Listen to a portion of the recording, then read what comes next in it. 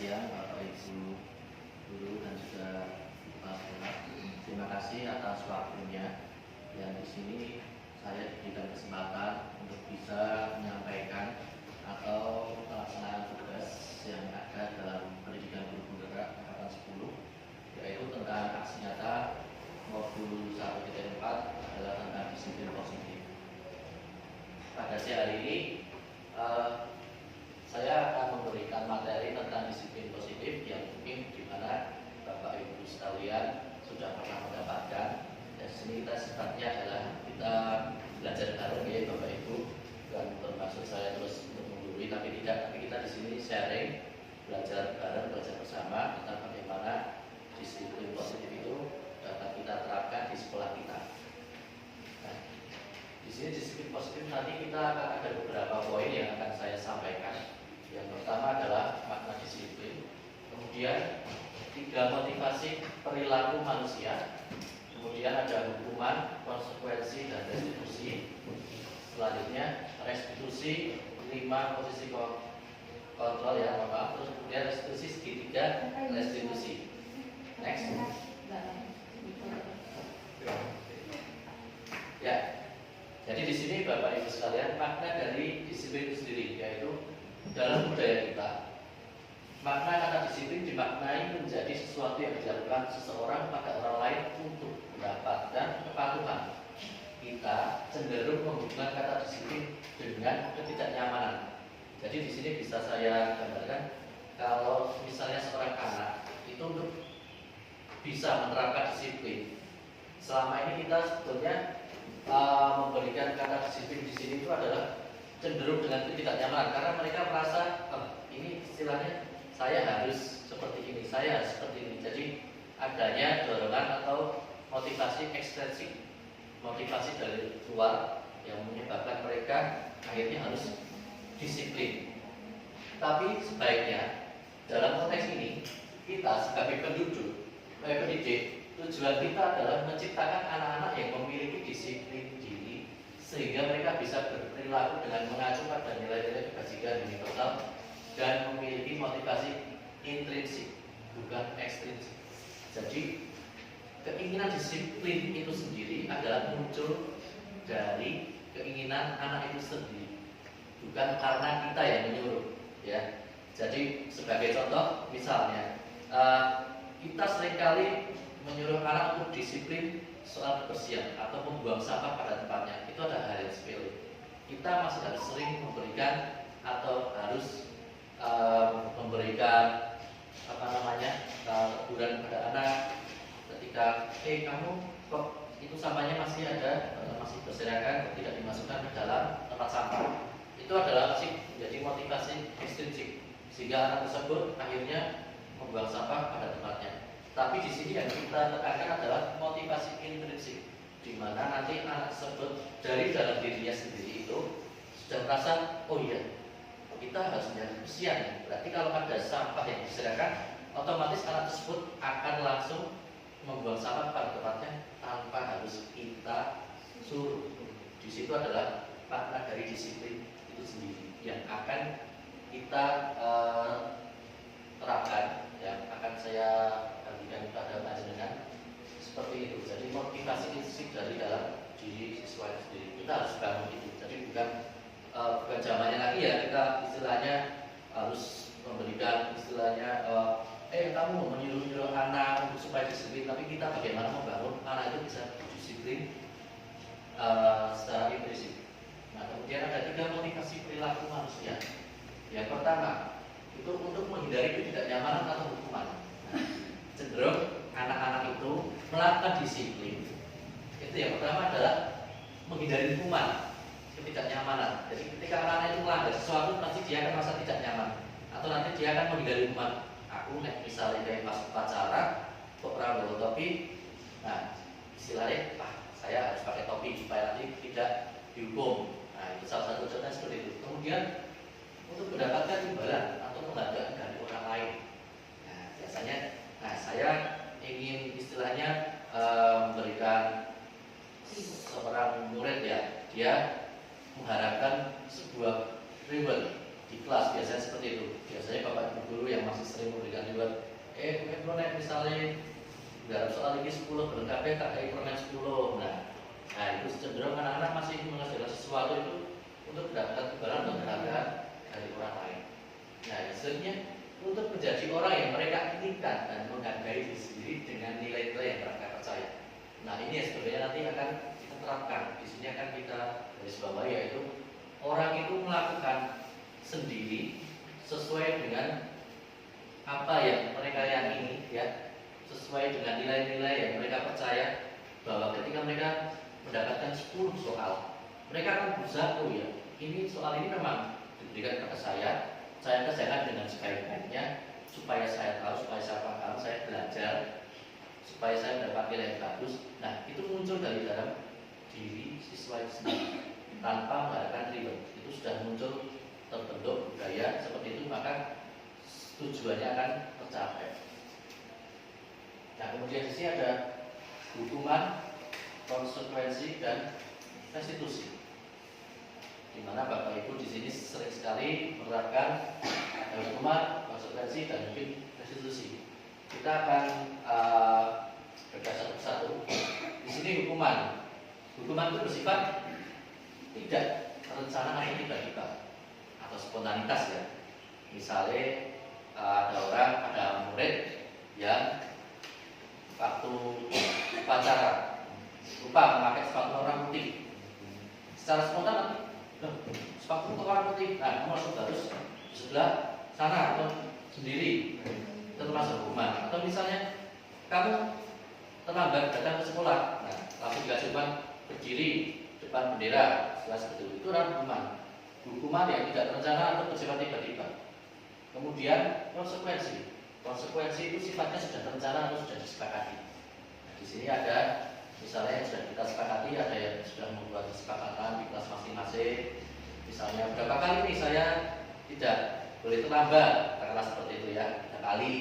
Atau misalnya berapa kali saya diberikan toleransi, misalnya tidak lari-larian di kelas. Nah, jadi murid itu sudah paham, oh kalau saya melakukan lebih dari 3 kali, jumlahnya ada jumlahnya, ya. Nah itu saya konsekuensinya akan mendapatkan apa? Nah, itu biasanya si murid sendiri sudah paham konsekuensinya seperti itu. Nah kemudian restitusi adalah proses menciptakan kondisi bagi murid untuk memperbaiki kesalahan mereka, sehingga mereka bisa kembali pada kelompok mereka dengan karakter yang lebih kuat. Di restitusi ini adalah yang kita tekankan, karena di sini restitusi ini menciptakan murid itu untuk menemukan solusi sendiri atas permasalahannya. Ya, jadi ketika si murid itu mendapatkan permasalahan, maka dia akan dengan sendirinya dia berusaha untuk menemukan solusi. Oh, kalau saya terlambat, berarti saya besok bangunnya harus lebih pagi lagi, atau malamnya tidurnya tidak boleh terlalu malam. Karena apa? Karena nanti saya bisa terlambat. Nah, kan seperti itu. Kalau terlambat, bagaimana? Kalau terlambat berarti saya telah melanggar kesepakatan yang ada di sekolahan. Nah, itu seperti itu. Kemudian next. Nah, di sini ada pertanyaan kembali, Bapak Ibu. Bisa dibaca, ya. Kasusnya adalah seperti ini. Tisa dan Nana dipanggil masuk ke ruangan Ibu Dewi, guru kelas 6 SD Makmur. Ibu Dewi baru saja mendapatkan pengaduan dari Ibunda Tisa bahwa Hana menggunakan kata-kata kasar dan merendah-rendahkan Tisa di sosial media. Ya, next. Nah, di sini bila Anda adalah guru kelas tersebut, penerapan disiplin apakah yang akan Anda lakukan untuk kasus Hana? Kemudian mengapa? Nah, Bapak Ibu, dari kasus yang tadi di atas, kita bila sebagai guru kelas tersebut, penerapan disiplin apa, ya? Misalnya apa yang akan Bapak Ibu lakukan di sebelumnya, Pak Sabto? Ya, nah kasusnya seperti ini. Mungkin salah satu bisa menjelaskan. Misalkan menjadi guru di kelas 6 tersebut, apa yang akan Bapak Ibu guru lakukan? Monggo, silakan. Ya, Bapak Ibu masih dalam tahap belajar bersama, jadi tidak ada benda salah di sini, semuanya bisa bebas untuk mengutarakan pendapat dalam kasus sama-sama. Bapak Pak Monggo silakan, ada yang bisa untuk pendapat disiplin seperti apa?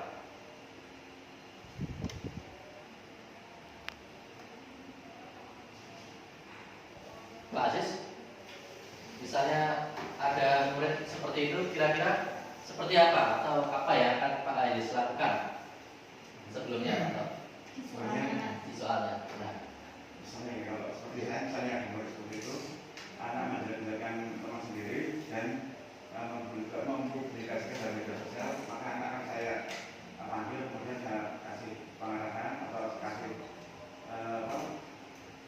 anak saya kasih tahu ya. Kalau menjalankan itu tidak sesuai dengan ajaran agama. Seperti misalnya nanti pernah dijelaskan tapi nanti tidak pernah membalas. Itu ya. Anak kalau ada pelajaran sekarang nanti akhirnya inginnya ke sekolah agama, akhirnya ke yang disosialisasikan. Terus kemudian anak diberi pengertian kalau menjalankan itu nanti anak sebetulnya apa siapa nanti akan mendapat balasan. Kemudian untuk media sosial mungkin anak disuruh kualifikasi menarik atau menghapus ya. gitu. Terima kasih Pak Aziz. Mungkin yang bebas yang bebas. Tidak apa-apa ya. Jadi ini semua bebas. Istilahnya ini kadang kasus-kasus ini kan bisa ditemukan tidak hanya di kelas 6, bisa di kelas 5, kelas 4. Karena sekarang kita tahu ya, media sosial itu kan sudah sangat marak sekali ya. Anak sekolah sudah pandai untuk membuat status dan sebagainya. Terima kasih ya Pak Aziz atas tanggapannya, luar biasa sekali karena langsung dihubungkan dan disangkut-pautkan dengan agama itu lebih bagus lagi ya. Saya ingin satu lagi untuk bisa menanggapi kasus ini dari kacamata yang lain, sudut pandang yang lain. Monggo, sisinan. Enggak apa-apa, bebas. Silakan. Ini berapa? Terima kasih Pak Sani Ya. atas waktunya. Saya akan mencoba menjawab untuk kasus dari siapa ini? Guru kelas 6 yang mendapatkan laporan dari Ibu Dewi selaku ibundanya Tisa yang melaporkan gitu ya itu Pak, melaporkan lewat WA bahwa ibundanya Tisa ini mendapatkan kata-kata kasar yang menjelek-jelekan anaknya di media sosial. Jika saya sebagai guru kelas 6 di posisi tersebut, langkah pertama yang saya ambil, saya menelusuri dulu kebenaran keabsahan dari apa yang sudah dilaporkan oleh Ibu Dewi ya, Ibu Tisa dan Ibu Tisa ya. Kemudian saya akan memanggil dua anak tersebut, Tisa dan yang mengolok-olok. Saya cari tahu permasalahannya dahulu, apa kok bisa sampai dibuat dipublikasikan ke media sosial. Kemudian setelah mendapatkan jawaban dari dua-duanya, mencari solusinya, anak karena tadi kita belajar disiplin positif. Untuk itu agar kita mengembalikan sebagai guru itu mengembalikan anak pada porsinya, agar dia memahami apa yang dia kerjakan itu adalah salah. Nah, kita bagaimana caranya agar mereka bisa dengan sadar diri mengakui bahwa apa yang dilakukan oleh si Tisa ini adalah salah. Itu. Ya, terima kasih ya Bapak atas pendapatnya. Jadi dari dua-duanya itu semuanya betul, tidak ada yang salah. Jadi semua bisa mengungkapkan pendapat. Pertanyaan formatif di sini adalah bagaimana cara kita menerapkan disiplin pada kasus yang ada, yang saya tampilkan seperti ini. Ya, sebenarnya sudah betul, sebenarnya sudah memahami ya. Tapi nanti kita akan gali lebih dalam lagi seperti apa cara untuk menangani kasus per kasus, posisi kita sebagai seorang guru itu bagaimana. Ini yang seperti itu. Nah, di restitusi sendiri ada 5 posisi kontrol. Nah, yang pertama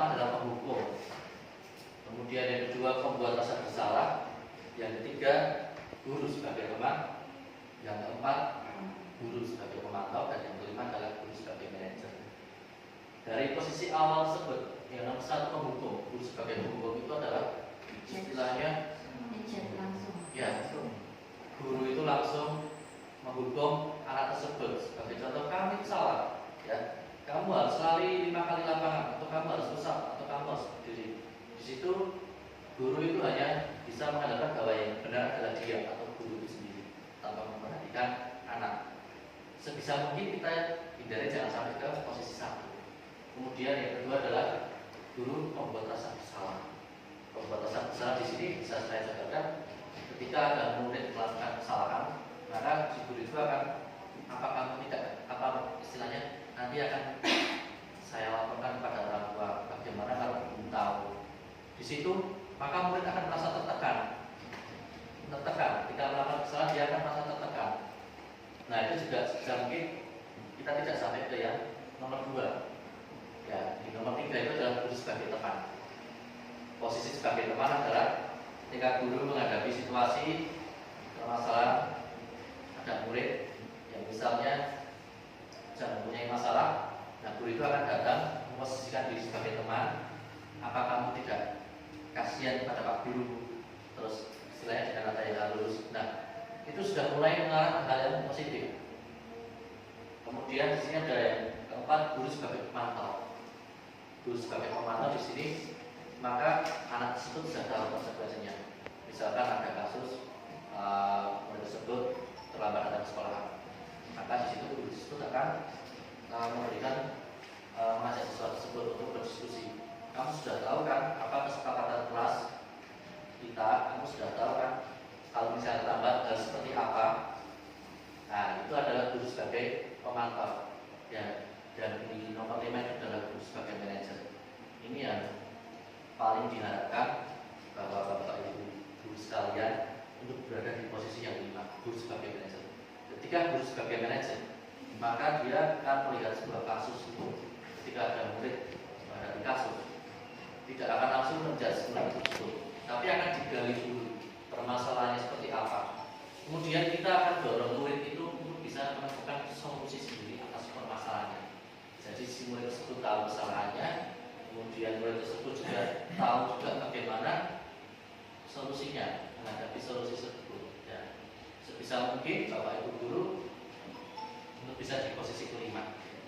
Posisi kelima ini sangat cocok untuk diterapkan di kelas-kelas yang besar yang sudah bisa diajak diskusi. Nah, tetapi yang di kelas yang kecil bisa dicoba. Setidaknya kita kalau tidak di posisi kelima, ya di posisi keempat sebagai pemantau atau teman. Tapi di sini kita harapkan jangan sampai berada di posisi kedua dan ke-1, pembuat rasa bersalah dan penghukum. Untuk sekarang ini yang namanya kurikulum merdeka, belajar merdeka, kita harus memberikan rasa yang nyaman dan aman kepada murid kita agar sekolah ini bisa menjadi rumah bagi mereka, rumah yang menyenangkan, sehingga pembelajaran menyenangkan dan insya Allah hasilnya bisa memuaskan, pembelajaran bisa diterima dengan baik. Ya, jadi misalnya kita tidak di nomor 5, kita bisa turun ke nomor 4 atau di nomor 3 di situ. Ya, naik turunnya adalah di situ, teman, pemantau atau manajer. Next. Nah, di sini kita akan bahas untuk segitiga institusi. Segitiga institusi adalah pendekatan yang membantu murid memperbaiki kesalahan mereka, membangun karakter yang lebih kuat, dan memulihkan hubungan setelah terjadi konflik. Biasanya murid kan ya habis melakukan kesalahan, mentalnya agak down ya, malu sama temennya, ada yang terus ngumpet atau terus nggak mau masuk kelas. Nah, ini segitiga institusi itu adalah salah satunya adalah memulihkan hubungan setelah terjadi konflik supaya mereka lebih kuat. Jadi mereka kembali lagi ke komunitasnya dengan lebih kuat. Nah, tentunya seperti ini ya. Di sini ada menanyakan keyakinan, menstabilkan identitas, dan validasi kebutuhan. Yang pertama yang harus dilakukan seperti apa? Menstabilkan identitas. Jadi kalau kita menghadapi kasus, yang pertama menstabilkan identitas dulu. Mengubah identitas murid dari orang yang gagal karena melakukan kesalahan menjadi orang yang sukses. Kemudian identitas yang stabil membantu murid memahami bahwa kesalahan bukanlah akhir dari segalanya, melainkan kesempatan untuk belajar dan tumbuh.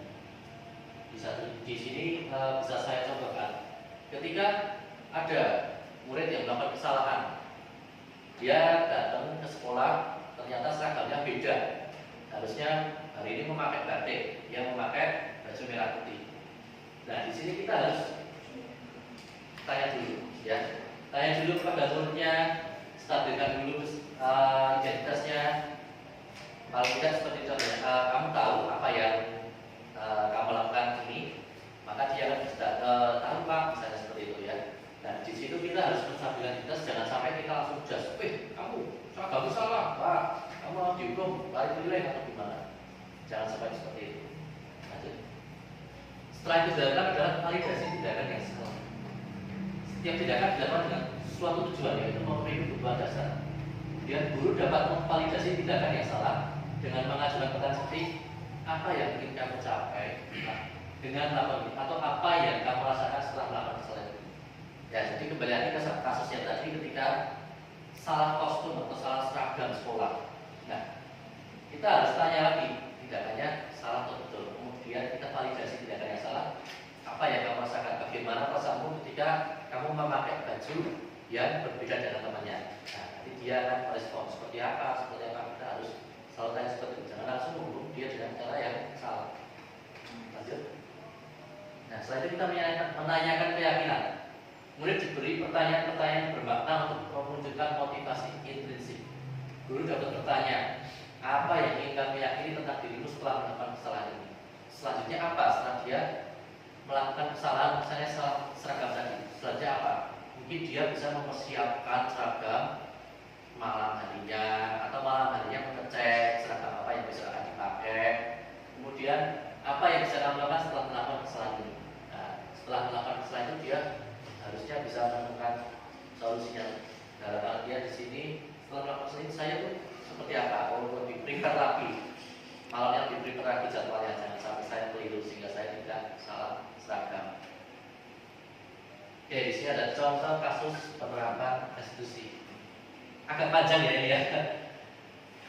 Bisa dibaca, mungkin saya minta bantuan Mbak Maya bisa membaca.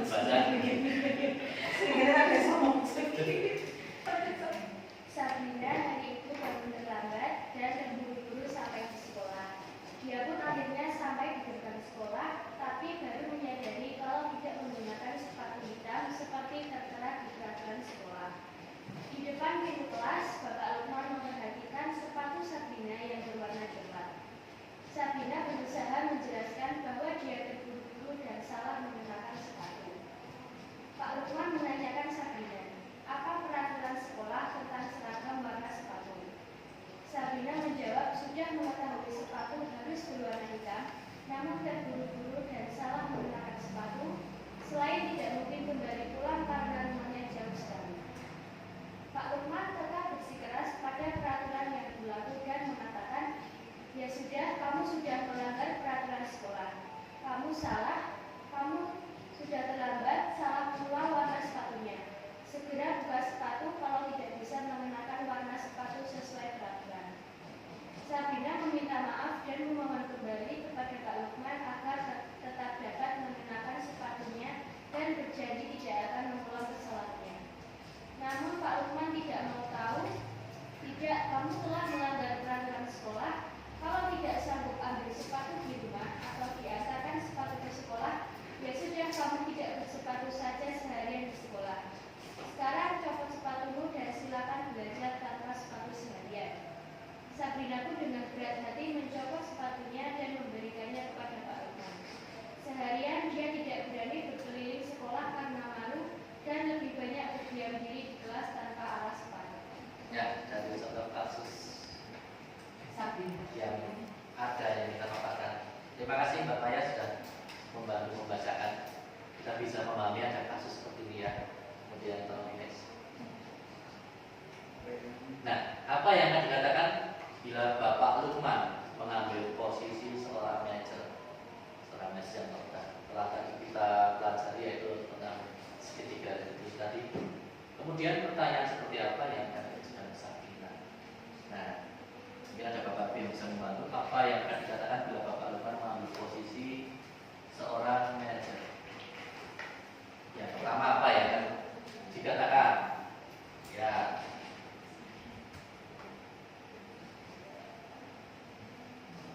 tadi ada di segitiga restitusi tadi ada menstabilkan identitas, kemudian ada validasi kesalahan. Coba kira-kira kalau sebagai seorang manajer menghadapi kasus seperti tadi, apa yang pertama kali akan dilakukan? Sebenarnya dalam hal yang pertama itu ya kita bertanya dulu kepada anaknya, kok bisa, kamu kan ada peraturan seperti ini. Jadi pertama jangan langsung menghukum ke Sabrina tersebut. Selanjutnya kita bertanya, kok bisa, apa kemarin tidak disiapkan dan sebagainya. Yang kedua, selanjutnya Pak kemarin itu tidak kebijakan karena baru sekali itu, tapi dengan catatan dengan berikutnya jangan sampai mengulangi atau bisa jadi Pak yang Oke, bagus sekali. Terima kasih, Pak Toya.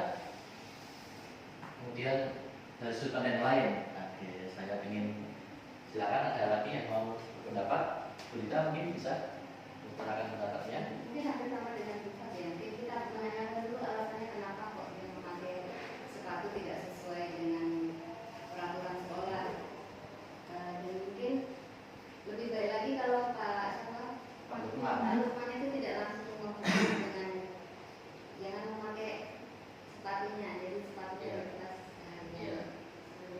Karena kalau tapi mungkin kalau anak-anak di sini tidak disuruh pakai sepatu malah senang. Ya, oke ya. Iya. Kemudian pertanyaannya seperti apa kira-kira yang akan diajukan ke Sabri untuk pertama kali? Pertanyaannya ya. Tidak betul dengan Sabrina, kira-kira pertama pertanyaannya apa? Seperti apa? mungkin diajak bercanda dulu ya Pak, kita sebagai teman. Kenapa kamu kok pakainya situ? Ya, Mungkin kalau sebagai manajer ya Pak, ya posisinya di sini kita. pertanyaan yang di awal setelah melihat kejadian itu agar tidak menjatuhkan anak kepada teman-temannya, Pak Lukman bertanya kepada Sabrina dengan nada lemah, lembut dan sebagai teman dulu, dia bilang, Sabrina, kenapa kamu memakai sepatu keras? Nanti dia akan timbul menjawab dengan sendirinya dari dirinya sendiri. Kemudian akan muncul pertanyaan-pertanyaan lain sehingga si Sabrina menyadari bahwa itu adalah murni dari kesalahan dia. Dia mencari dan nanti akan memecahkan solusinya dengan sendirinya. Dia bertanggung jawab atas kesalahan. Ya, bagus sekali. Terima kasih. Ya, Bu Fatoya, Bu Lita, juga kita mulai dari Bu Rahma. Tolong di next. Nah, di sini sudah ada bagaimana yang pertama tadi kita menstabilkan dulu identitas. Sabrina tadi ada terlambat. Tanya dulu, Sabrina, mengapa terlambat? Nah, kemudian selanjutnya Sabrina, mengapa tidak menggunakan sepatu sesuai aturan? Di sini stabilkan dulu identitas kesalahannya. Setelah itu kemudian lanjut validasi tindakan. Sabrina, kamu tentu punya alasan mengapa tidak menggunakan warna hitam. Tanya dulu alasannya. Kenapa kok kamu tidak menggunakan warna hitam setelah itu kan? Terus kemudian ada dua kasus ya. Yang pertama adalah terlambat katanya, kemudian sepatunya yang warnanya beda. Sabrina, nampaknya kamu terburu-buru supaya tidak terlambat ya. Nah, situ muncul lagi. Kita lanjut ke menanyakan keyakinan. Sabrina, apakah kamu tahu keyakinan sekolah yang sudah diyakini? Pasti sudah ada ya, keyakinan sekolah di dalam sekolah tersebut sudah ada. Kemudian Sabrina pun akan langsung menjelaskan di situ. Setelah itu keyakinan sekolah apa yang telah kamu melanggar? Nah, kemudian apakah kamu bersedia untuk memperbaikinya? Dan saja apa yang akan kamu lakukan agar tidak terlambat lagi?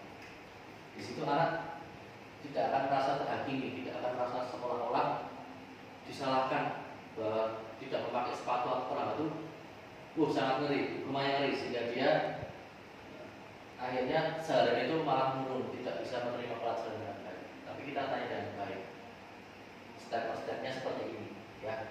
Mana yang dulu stabilkan dulu identitasnya, ya.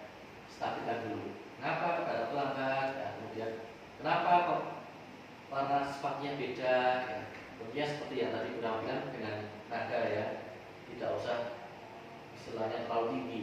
Kita posisi tadi sebagai teman, ada yang lemah, ada yang lembut ya, sehingga itu akan nyaman untuk berbicara. Setelah itu validasi tindakan, lanjut ke situ ya, alasannya seperti apa, kenapa.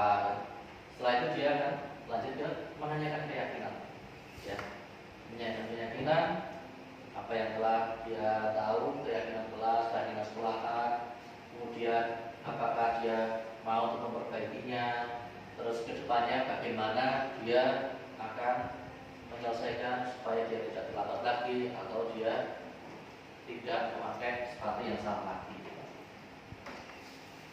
Nah, mungkin itu saja Bapak Ibu yang dapat saya sampaikan. Semoga ini bisa menambah wawasan pengetahuan kita belajar bersama. Saya berbagi juga sharing ya, karena dengan ini apa yang nanti diharapkan bahwa kita juga salah satu sekolah penggerak di sini, kita pasti akan selalu menerapkan disiplin positif. Jadi saya berharap kedepannya kita bisa mengimplementasikan untuk disiplin positif ini di sekolah kita, di cara kita menyelesaikan permasalahan yang ada pada siswa bisa dengan tepat dan sesuai juga dengan kurikulum yang kita belajar. Terima kasih. Sekian dari saya. Wassalamualaikum warahmatullahi wabarakatuh.